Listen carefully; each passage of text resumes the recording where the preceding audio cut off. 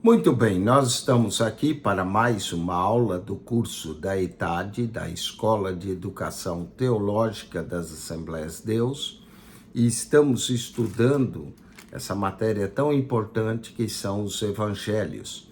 Já vimos o evangelho de Mateus, que é o evangelho do rei, o evangelho de Marcos, que é o evangelho do servo, vimos também o evangelho de Lucas, que é do filho do homem. E agora o aluno da ETAD deve entrar na lição de número 7 e nós vamos falar do Evangelho de João, o Evangelho do Filho de Deus.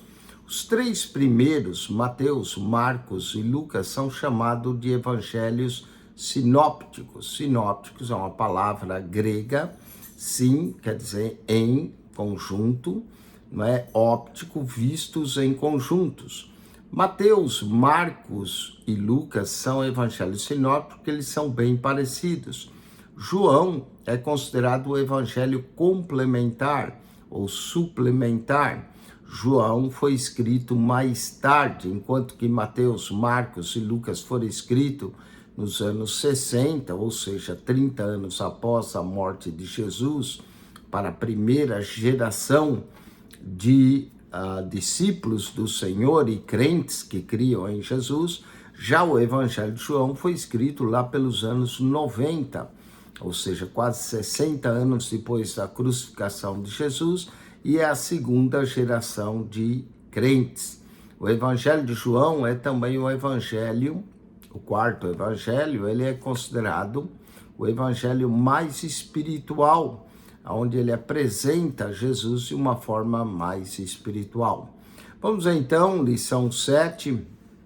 Para muitos, o Evangelho de João é o livro mais amado de toda a Bíblia. Eu, particularmente, gosto muito do Evangelho de João. Ele mostra-nos coisas que não estão contidas nos evangelhos sinóticos. Ele fala de forma peculiar sobre a divindade de Jesus.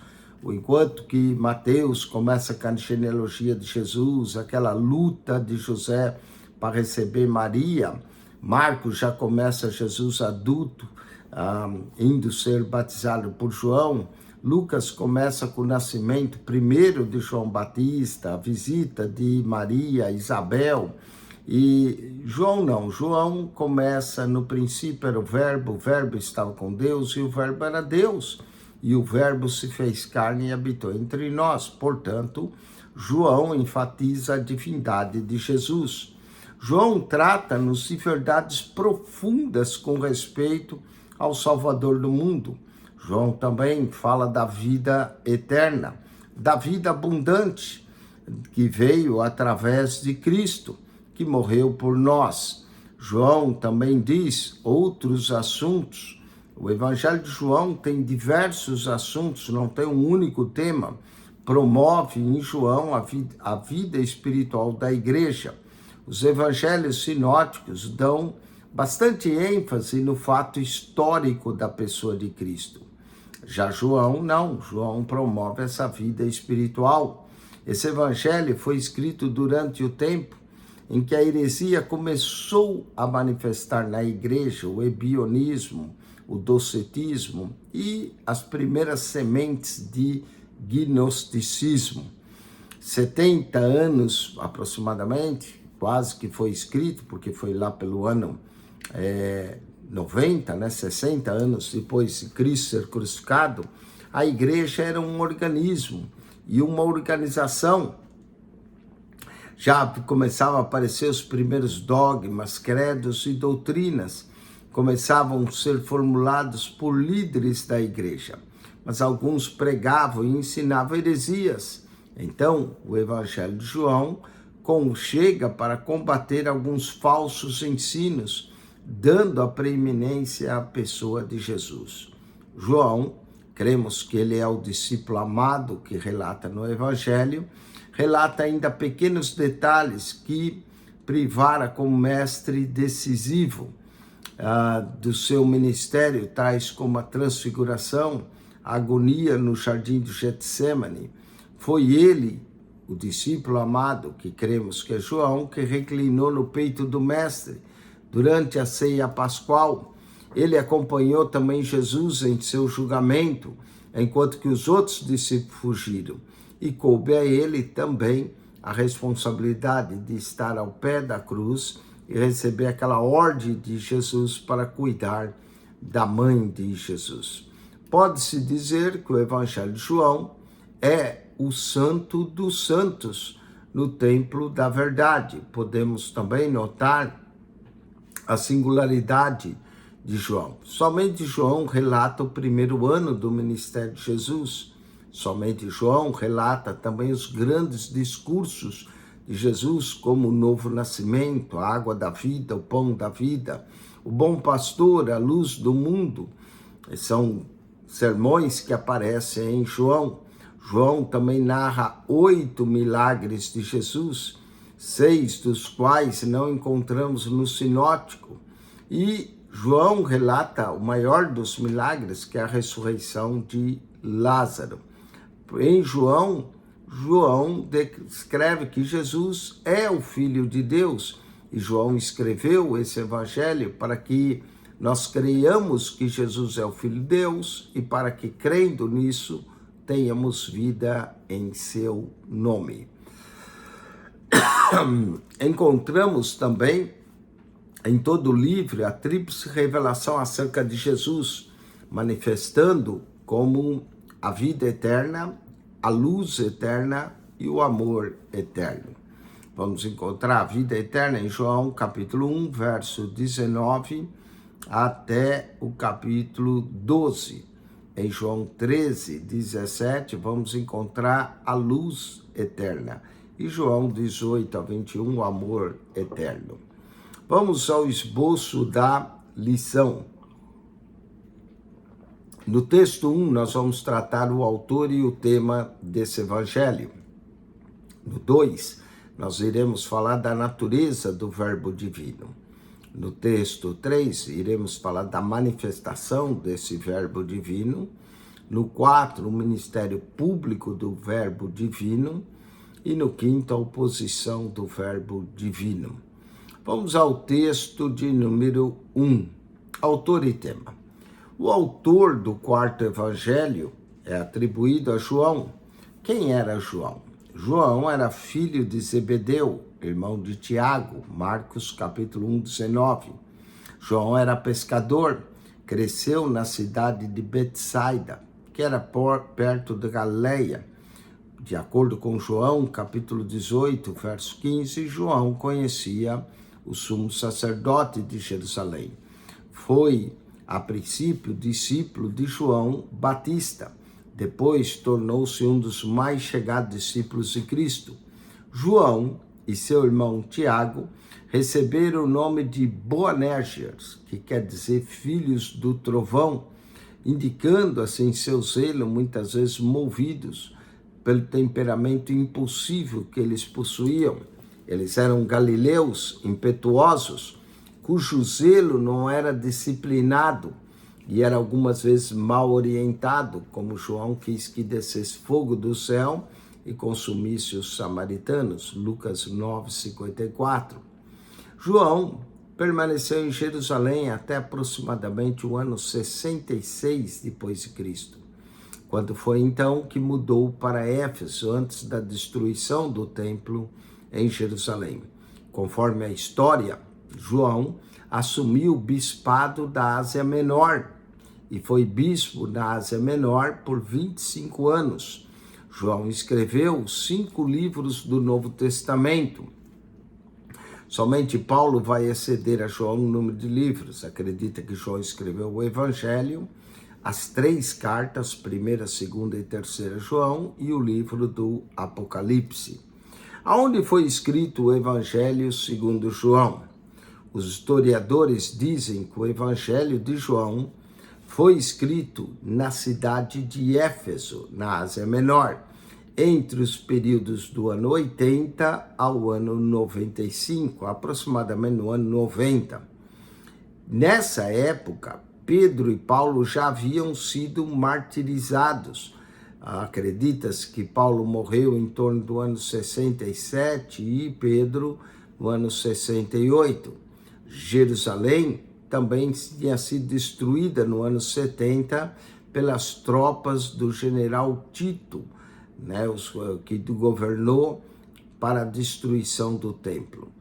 Também, nessa época, já começava a aparecer os adeptos do gnosticismo, que procuravam tomar parte, eram grupos heréticos que começavam a se estabelecer dentro da igreja. Era também o cuidado de desfazer a ideia errônea da superelevação de João Batista, que alguns atribuíam honras e glórias a ele, que deveriam ser dados a Jesus Cristo. Somente o Senhor Jesus é digno de receber toda a honra e glória, porque ele é o Cordeiro de Deus que tira o pecado do mundo. Portanto, quando João escreveu o seu evangelho, que chamamos de o quarto evangelho, os sinóticos, Mateus, Marcos e Lucas, já haviam sido escritos muitos anos antes, talvez uns 30 anos antes. Indiscutivelmente, João estava muito bem preparado para escrever o quarto evangelho.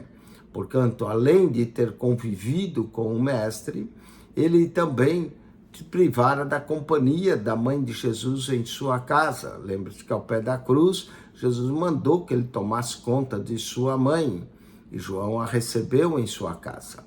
Portanto, o propósito e o tema do quarto evangelho, do evangelho segundo João, é que o autor escreveu para os crentes da igreja, ou seja, a segunda geração. Usou também palavras simples, um vocabulário modesto. Todavia, fez do seu livro uma das mais profundas composições. João, apesar de ter sido escrito em grego, ele usa o estilo hebraico. Ele faz o paralelismo, olha, no princípio era o verbo estava com Deus, o verbo era Deus, ele estava no princípio com ele, todas as coisas foram feitas por ele, e sem ele nada do que foi feito se fez. Essa repetição, verbo, estava, era, Deus estava com ele, e era com ele, tudo isso é chamado paralelismo. Então, João escreve em grego, mas pensando em hebraico. O propósito do Evangelho de João está revelado no capítulo 20, verso 31. Ele diz que escreveu para que eles creiam, isso é convicção intelectual, e para que crendo tenhais vida em seu nome, isso é regeneração espiritual. Portanto, o Evangelho de João é um livro clássico quanto à apresentação da doutrina da pessoa e do trabalho do Senhor Jesus Cristo, especialmente sua divindade. No quarto século, muitos pais da igreja usaram o Evangelho de João para defender a divindade de Jesus. O tema de João, segundo o que vemos, é que o Verbo divino e eterno se fez carne na pessoa de Jesus e com um propósito de trazer salvação a todos nós. Jesus ministra primeiramente aos judeus e depois, em particular, aos seus discípulos. Podemos ainda dividir o Evangelho em 3 partes: a revelação de Cristo, a rejeição de Cristo e a aceitação de Cristo. João é considerado também o evangelho da salvação, e ele é tanto para novos e velhos convertidos, é para todos aqueles que têm sede espiritual que possam vir e beber de graça da água da vida, para aquele também que já bebeu dessa fonte eterna, é para o homem humilde, simples, como também para a pessoa sábia, culta e inteligente, é enfim, um evangelho universal. João é considerado o evangelho pessoal, o evangelho do Filho de Deus. E João é pessoal porque nesse evangelho encontramos 27 encontros pessoais de Jesus. Ainda que tenha sido também escrito para combater as heresias, João visa mostrar ao cristão o caminho que conduz ao homem a Deus. Jesus é o caminho. João também apresenta o Verbo que veio ao mundo, em forma humana na pessoa de Jesus, que conviveu com os homens, sendo ele tentado, apesar que nós não temos tentação em João, ele foi experimentado e homem de dores, mas venceu a morte e ressuscitou e vive abundantemente e eternamente. Vamos aos exercícios do texto 1. Assinale com X a alternativa correta. O autor do quarto evangelho chama-se, letra C aqui, João. Tem outras opções, João Batista, não é o João Batista. João Marcos, também não é João Marcos. João Marcos é o escritor do evangelho de Marcos. E João Paulo também não foi. Quem escreveu o evangelho de João, letra C, João apenas. 7.2. O Evangelho segundo João foi escrito, segundo os historiadores, aqui a letra A, em Éfeso, entre o período do ano 80 a 95. 7.3. O tema do Evangelho segundo João é o Verbo divino e eterno que se fez carne a fim de, letra B, trazer salvação ao homem. Porque Deus enviou o seu Filho não para condenar seu mundo, mas para que o mundo fosse salvo por ele. João fala isso. 7.4. Através das páginas do Evangelho, segundo João, podemos ver se repetir aqui, todas estão corretas. A revelação de Cristo, a rejeição de Cristo, a aceitação de Cristo. Vamos ao texto de número 2, a natureza do Verbo divino. Enquanto Gênesis, capítulo 1, verso 1, registra o ato criativo de Deus, no princípio criou Deus os céus e a terra, em João 1:1 revela o verbo que existia antes da criação de Deus. Portanto, no princípio era o verbo, e o verbo estava com Deus, e o verbo era Deus. O princípio de João 1:1 é anterior ao princípio de Gênesis 1:1, porque aqui nós vemos o verbo logos que estava com Deus antes da criação de todas as coisas. E Gênesis 1 fala no princípio da criação dos céus e da terra. O vocábulo verbo aqui, que vem do grego logos, logos revela ser cuja existência excede ao tempo. Logos é eterno. Portanto, logos descreve a pré-existência do Filho de Deus no que nós chamamos o eterno passado, antes de haver céus e terra. Portanto, o logos é o eterno que sem princípio e nem fim de dias. Com referência a Cristo, a palavra logos, que é traduzida por verbo, tem um sentido muito peculiar. Por quê? Nele estão escondidos todos os tesouros da divina sabedoria e os infinitos pensamentos de Deus. De acordo com Coríntios, Cristo é a sabedoria de Deus. De acordo com Efésios, tudo que Deus fez segundo o seu eterno propósito. E de acordo com Colossenses, diz que para que o coração deles seja confortado e vinculado juntamente em amor, e eles tenham toda a riqueza da forte convicção do entendimento, para que compreendam plenamente o mistério de Deus. Esse mistério de Deus é Cristo, que em todos os tesouros de sabedoria e de conhecimento estão ocultos. Portanto, Jesus é desde a eternidade. Ele estava antes da criação, tudo foi feito por ele e para ele.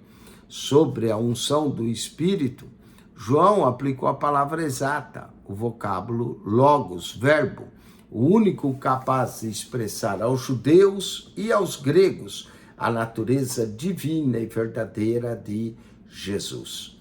O verbo que estava com Deus, o verbo que era Deus e o verbo que se torna carne e habita entre nós, mostra a natureza divina de Jesus encarnando-se na pessoa de Jesus. Esse é chamado mistério da encarnação. João, capítulo 1, verso 3 e 5, indica a relação do Verbo com a criação. Diz que todas as coisas foram feitas por ele, e sem ele nada do que foi feito se fez. Portanto, toda a criação emana do Verbo. Nós sabemos que o mundo que hoje existe foram criados pela palavra de Deus. O evangelista também dá um sentido espiritual aos seus registros. Por exemplo, a palavra vida ocorre mais de 35 vezes nesse evangelho. Também a palavra crer e seus derivados, cerca de 98 vezes.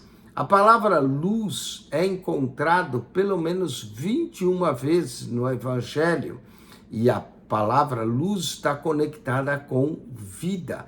Nele estava a luz dos homens, e a luz era a vida dos homens. E faz-nos lembrar o Salmo 36, verso 9, que fala do manancial da vida.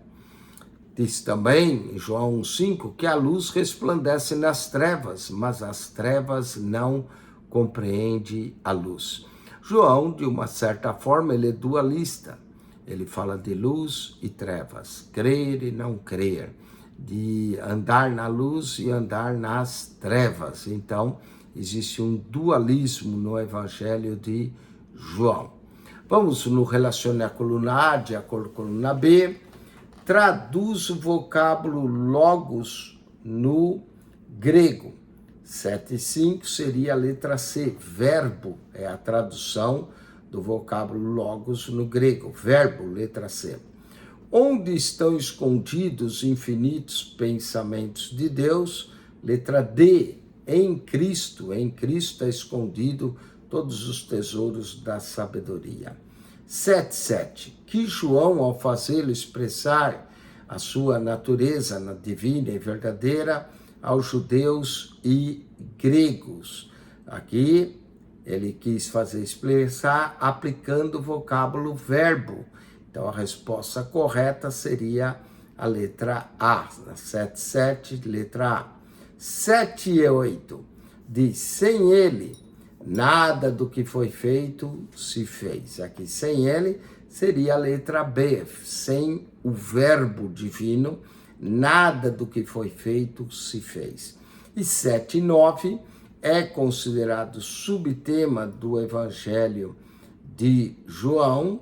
A letra E, a palavra vida, é outro subtema do Evangelho de João. Nele estava a vida e a vida era a luz dos homens. Vamos ao texto de número 3, a manifestação do Verbo Divino. João Batista foi preparado por Deus para anunciar aquele que viria após ele. Nele estava a luz verdadeira que alumia todo homem que vem ao mundo. Diz que João não era luz, mas em Cristo era luz. O evangelista então registra nos versos 10 e 11 do primeiro capítulo que essa luz veio para os seus, mas foi rejeitada pelos seus. Mas a todos quantos o receberam, deu-lhes o poder de serem feitos filhos de Deus. Portanto, a luz é rejeitada, mas logo a seguir, quando a luz é recebida, recebe também o poder de ser feito filho de Deus. No Evangelho de João, ainda capítulo 1, verso 14, diz que o verbo que estava no princípio, esse verbo agora se fez carne e habita entre nós. João, ainda no capítulo 1, verso 15 a 34, vai mostrar o testemunho de João acerca de Jesus. Vai dizer que Jesus é a luz dos homens, verso 7. Que ele veio depois de João, mas era antes de João, verso 15. Que ele mesmo, João, declara que ele não é o Cristo, verso de número 20. Ele, João, era apenas uma voz, verso 23. Jesus é infinitamente mais digno que ele. Jesus é o Cordeiro de Deus, verso 29. É aquele a quem o Espírito desce e pousa sobre ele, verso 33. E o verso 34, Jesus é o Filho de Deus. Vamos destacar algumas perguntas feitas a João Batista. Os fariseus foram a João perguntar: quem és tu? E o que dizes a teu respeito? Quem és tu? Verso 19, capítulo 1. E o que dizes a teu respeito? Verso 22. E por que batizas se não é o Cristo, nem o profeta? Então João também vai responder isso. Bom, vamos a João 1,17. De certo modo especial, mostra-nos a diferença entre o Antigo e o Novo. O Antigo é caracterizado pela lei de Moisés, porém o Novo é caracterizado pela graça e verdade que é revelada na pessoa de Jesus. Eu vou ler aqui, João 1, verso 17, porque a lei foi dada por Moisés, a graça e a verdade vieram por Jesus Cristo. Portanto, Jesus é o originário da graça e da verdade. Ainda mais, João 1,29 declara que Jesus é o Cordeiro de Deus que tira o pecado do mundo. A concepção desse Messias como Cordeiro é para que ele se torne o pecado de todos nós. Faz lembrar o Cordeiro Pascual. É o sacrifício vicário e redentor de Cristo como Cordeiro que tira o nosso pecado. Ou seja, o homem por si mesmo, por suas prerrogativas, não pode transformar-se em filho de Deus. Ninguém, através do seu próprio poder e sua própria vontade, também pode conquistar o reino de Deus.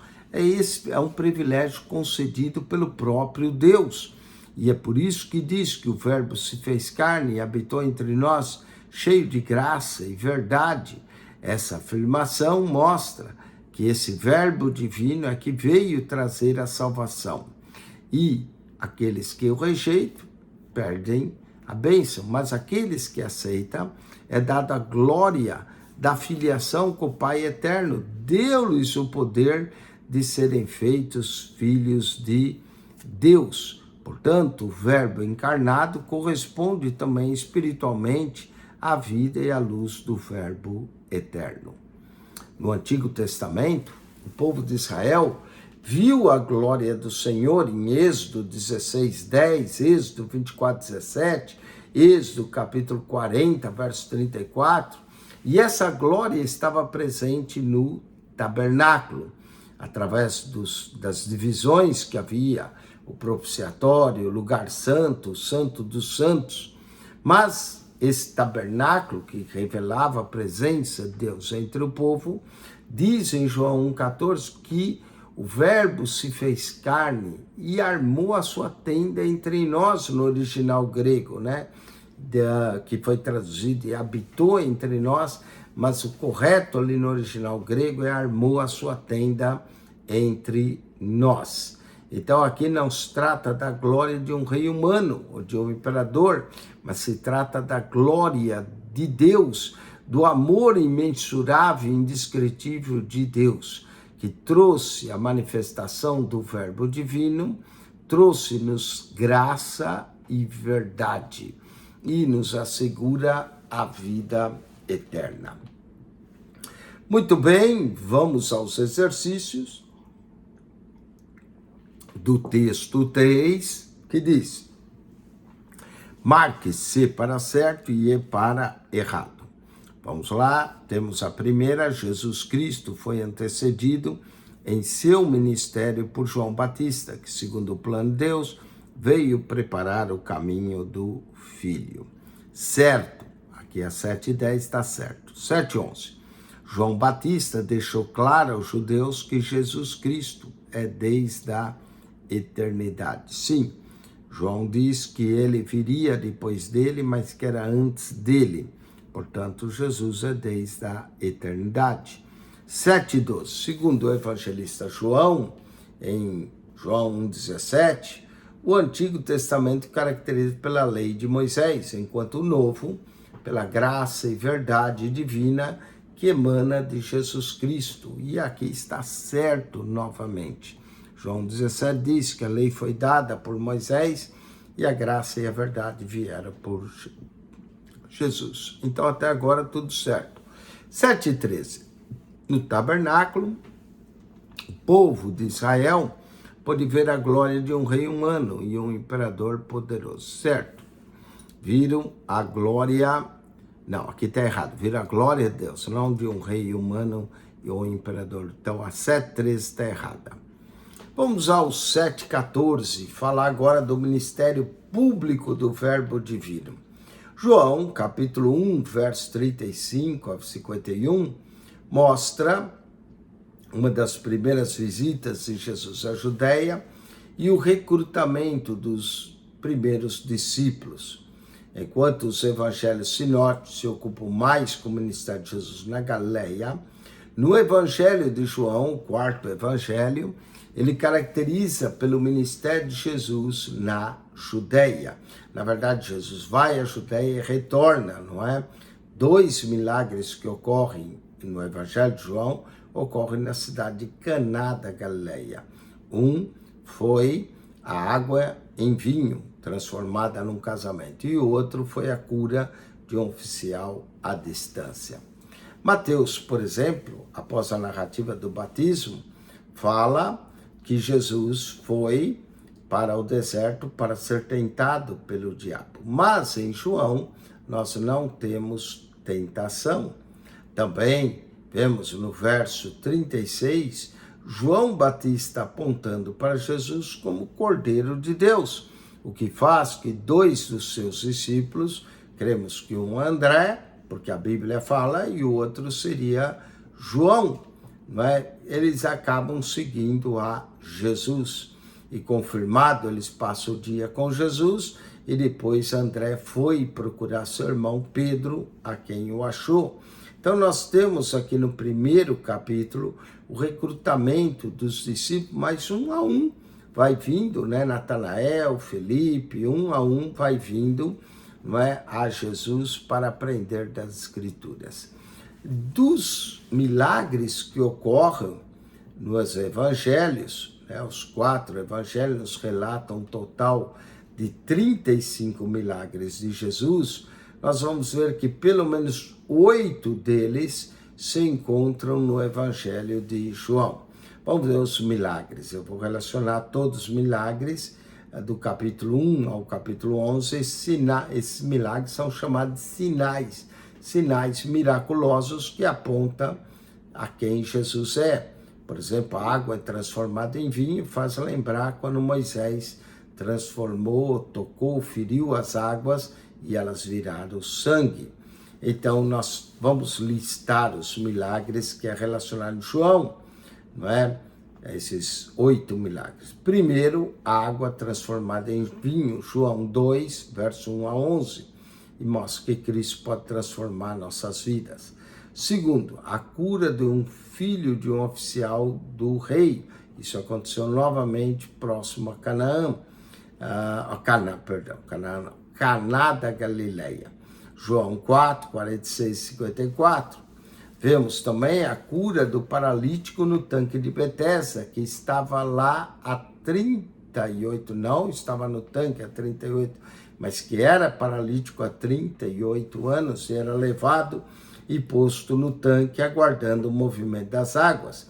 Esse é o terceiro milagre. O quarto, a multiplicação dos pães e peixes. João, capítulo 6, 1 e 13. Esse milagre também aparece em Mateus, Marcos e Lucas. Só que lá menciona o milagre e pronto. Aqui em João, esse milagre vai fazer o discurso do pão da vida que desceu do céu. E vai explicar que esse pão, a razão da multiplicação dos pães e peixes, é que Jesus é o pão vivo e vai então levar para a ceia do Senhor. Nós temos também Jesus andando sobre o mar, em João capítulo 6, versos 16 a 21. Vamos ter também a cura de um cego de nascença, que é o 6º milagre, em João 9, 1 a 41. E o 7º sinal miraculoso é a ressurreição de Lázaro. Morto de 4 dias, fez com que muitos crescem em Jesus por causa de Lázaro. E por último, o último milagre, depois já da ressurreição, João capítulo 21, o milagre da grande pesca. Eles saem para pescar, nada pesca, Jesus vai mandar que lance a rede do outro lado do mar. Agora, Jesus sabia que a sua morte e derramamento de sangue seriam inevitáveis. E o plano do Pai, e sem isso o plano do Pai perderia. Então nós vamos ver em João 3:2, como é que o encontro de Jesus com um dos principais dos fariseus, Nicodemos, como é que esse encontro vai resultar em palavras enfáticas, tais como: aquele que não nascer de novo não pode ver o reino de Deus, e aquele que não nascer da água e do Espírito não pode entrar no reino de Deus. Olhando isso e pensando na palavra Deus aplicada à nossa consciência, ao nosso coração pelo Espírito de Deus, a única coisa que o ser humano precisa fazer para receber essa revelação de Deus em Cristo é, através da obra do Espírito Santo, nascer de novo. Portanto, o evangelista não fala da decisão de Nicodemos, ainda que no final do seu livro vai mencionar Nicodemos no sepultamento de Jesus. A história nos conta que Nicodemos mais tarde se converteu. Existe até um evangelho apócrifo chamado Evangelho de Nicodemos. Vamos lá, João 3, 22 a 36, resulta também o testemunho final de João e a questão de um certo judeu sobre a purificação, no verso 25, que tinha o propósito de suscitar rivalidade entre João e Jesus quanto ao valor do batismo. Mas João não aceitou essa rivalidade. João diz que o homem não pode receber nada sem lhe for dado, e diz que quem tem a noiva é o esposo, e o amigo do esposo só se alegra com a sua voz. Então vemos que o espírito verdadeiro de João como servo era que ele diz que eu diminua e que ele cresça. João ainda 3, 32 a 36, vemos um comentário do apóstolo Amado ressaltando as palavras do verso 36, falando daquele que crê. Sempre devemos crer em Jesus e crendo teremos alguma coisa. Vamos ler João 3, 36. Olha o que diz aqui: aquele que crê no Filho tem a vida eterna. Tá vendo? Aquele que crê tem a vida eterna. Mas aquele que não crê no Filho não terá a vida, mas a ira de Deus sobre ele permanece. Vamos aos exercícios. João ocupou-se em relatar o ministério de Jesus. Aqui seria a letra B, na Judéia.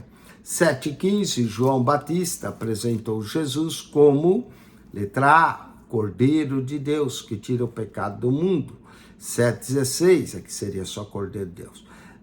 7:16, o primeiro a anunciar Jesus como Filho de Deus e Rei de Israel foi João Batista, letra A. E, no caso, mais tarde, Natanael, letra C. Então, põe letra C. Letra C. João Batista falou dele como Cordeiro, mas Natanael diz: tu és o Filho de Deus, tu és o Rei de Israel. Letra C, Natanael, 7:16. Em Caná, Jesus realizou o primeiro milagre, que foi, letra B, a água transformada em vinho. Muito bem, vamos ao texto 5, o texto último aqui da nossa lição 7, diz o seguinte: a oposição do verbo divino. Em João, capítulo 4, narra o início da entrevista de Jesus com a mulher samaritana. Vem também a seguir, após quando a mulher foi buscar os cidadãos daquela cidade, já vem o trecho sobre a ceifa e os ceifeiros, não é? Onde Jesus fala, usando uma espécie de parábola, uma figura de linguagem sobre a ceifa e o ceifeiro. E no final do capítulo 4, nós vemos o segundo milagre de Jesus, a cura de um oficial à distância. Passando agora para João capítulo 5, nós vamos ter o terceiro milagre, que é a cura de um paralítico que estava deitado numa cama, e diz que ele já estava enfermo há 38 anos, aguardando o mover das águas. Mas quando Jesus chegou com o poder da sua palavra, já não foi mais preciso mover das águas. Levanta-te, toma o teu leito e anda, foi a ordem, e ele o fez, carregando seu leito. O que causou dos judeus um certo desconforto, dizendo que hoje era sábado, que não era lícito carregar o leito. Mas ele disse, o homem que me curou, esse mesmo disse, toma o teu leito e anda. O que os judeus demonstraram, na verdade, foi uma sensibilidade espiritual diante do poder de Deus em curar o paralítico. Eles estavam mais preocupados com a guarda do sábado do que com a cura do homem. E Jesus aborda os seguintes pontos no discurso que ele vai fazer sobre ele e a filiação com Deus. Ele vai dizer de sua perfeita sujeição ao Pai. E segundo, de sua dependência ao Pai. Que tudo que ele fazia porque ele via o Pai fazer. João 6 registra 2 sinais extraordinários, a multiplicação dos pães e peixes e o fato de Jesus andar sobre as águas. O quarto evangelho mostra, né, entre os 4 evangelhos, mostra a multiplicação dos pães e peixes, mas o evangelista João nos conta o sentido disso. Também vemos aqui no Evangelho há quase um ano de ministério que separa o capítulo 5 de João do capítulo de número 6. Vemos também João 3 Páscoas, uma no capítulo 2, outra no capítulo 6 e finalmente a outra do capítulo 12. Também João descreve que Jesus fez maravilhas, não é, com a simples e inexpressível oferta do rapaz, dando-lhe a ele 5 pães e 2 peixes, o milagre da multiplicação ainda. João 7 registra a 4ª e última visita de Jesus à Judeia, e notamos aqui que a incredulidade também é por parte dos irmãos de Jesus. João 7:5. O povo estava confuso acerca de Jesus. Alguns diziam que ele era bom, outros, porém, diziam que ele enganava o povo. Olha que coisa, não é? As opiniões de Jesus, capítulo 7, verso 12. E havia grande murmuração entre a multidão a respeito dele. Dizia alguns, ele é bom, e outros diziam, não, antes engana o povo. Então, havia essa divisão. João, capítulo 8, vai nos manifestar outro debate de Jesus com os judeus, aonde eles pegam em pedras para atirarem Jesus. João 8 é interessante, começa com a história que eles trazem a mulher adúltera querendo apedrejar, e quando termina, eles agora querem apedrejar Jesus, porque Jesus diz que antes que Abraão existisse, ele era. Depois disso, nós vamos ver outro milagre de Jesus em João 9, quando Jesus mostra que ele é a luz do mundo e faz a cura, mas faz a cura num sábado, o que provoca a ira dos judeus, dizendo que ele não era um homem de Deus porque não guardava o sábado. E alguém questionou, como é que pode um homem que não é de Deus fazer tais sinais, o próprio cego? João capítulo 11 mostra o 7º e último milagre, o sinal miraculoso, que é a ressurreição de Lázaro. Esse é o 7º sinal, ou milagre, que é registrado por João e expressa Jesus, o Filho de Deus, com amor e compaixão divino. Muitos dos que presenciaram os milagres de Jesus creram nele. Outros, porém, foram ter com os fariseus e falava certo desse milagre. E o que culmina na morte de Jesus. Caifás, que era o sumo sacerdote, diz que convinha que um homem morresse do que perecesse toda a nação. Muito bem, vemos então aqui que o cumprimento da profecia diz que ele não disse isso de si mesmo, mas sendo sumo sacerdote daquele ano, profetizou com que morte Jesus deveria morrer. Vamos à revisão da lição, marque-se para certo e para errado. Primeiro, Jesus deixou claro o valor da evangelização individual ao conversar com a sogra de Pedro. Bom, aí tá certo, Jesus conversou, mas não é exatamente isso, está errado essa daqui. O segundo milagre de Jesus foi a cura de um filho de um régulo, certo? O capítulo 6, João narra a dúvida que se apoderou de Jesus a andar sobre o mar, errado. Em João 6, temos a única referência de João ao ministério de Jesus na Galileia. Sim, aqui está certo, pode pôr. 7:22, ao ressuscitar Lázaro, Jesus o fez em profunda demonstração de amor e compaixão divino. Sim, Jesus amava Marta, a sua irmã e Lázaro. Foi um amor divino que trouxe Lázaro de volta à vida. Relacione a coluna A com a coluna B. Quando o Evangelho, segundo João, foi escrito, haviam 70 anos que se dera esse advento envolvendo Jesus. Esse advento envolvendo Jesus quer dizer a crucificação. Letra C, crucificação.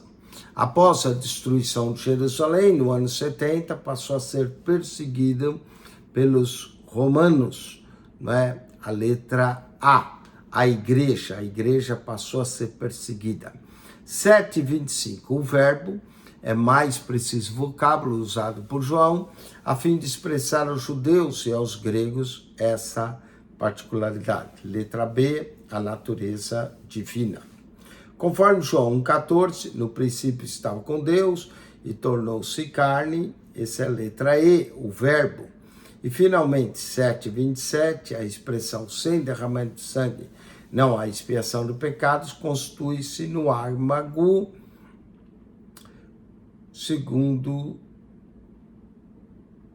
o Evangelho de João. Evangelho de João. Muito bem.